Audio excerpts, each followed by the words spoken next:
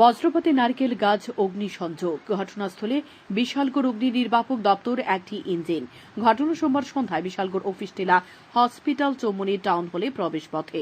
অগ্নিকাণ্ডের হাত থেকে অল্পেতে রক্ষা পেল পাশে থাকা বাড়িঘর সহ প্রচুর ব্যবসা প্রতিষ্ঠান।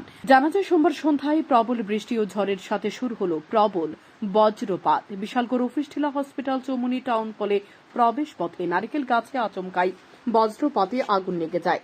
আগুনের লেলিহান শিখা দাউ দাউ করে নিচে পড়তে দেখা যায়। পার্শ্ববর্তী এলাকার লোকজন দ্রুত খবর দিয়ে বিশালগড় অগ্নি নির্বাপক দপ্তরের কর্মীরা খবর পেয়ে দ্রুত ঘটনাস্থলে একটি ইঞ্জিন নিয়ে ছুটে যায়। পাশাপাশি দ্রুত আগুন নিয়ন্ত্রণে আনার ফলে অল্পেতে রক্ষা পায় পার্শ্ববর্তী এলাকার বাড়িঘর সহ রাস্তার পাশে থাকা প্রচুর ব্যবসা প্রতিষ্ঠান। এ বিষয়ে বিস্তারিত জানান অগ্নি নির্বাপক দপ্তরের কর্মীরা। কি হয়েছে? আমাদের বিশালগড় ফার্স্ট স্টেশনের খবর আছে যে একটা নারকেল গাছের মধ্যে একটা আগুন লাগছে হসপিটাল চৌমুনিতে। তো আমরা খবর পাওয়ার সঙ্গে সঙ্গে আসি, এসে দেখলাম যে নারকেল গাছের উপরে একটা আগুন জ্বলতেছে। এটা বজ্রপাতের ফলে আগুনটা হয়েছে। না কারোর কোনো ক্ষতি হয়েছে নি? এমনিতে কোনো ক্ষতি হয়েছে না, নারকেল গাছটার মতো সম্ভবত ক্ষতি হইব। কোন জায়গায় এটা? এটা বিশালগড় হসপিটাল চৌমুনি।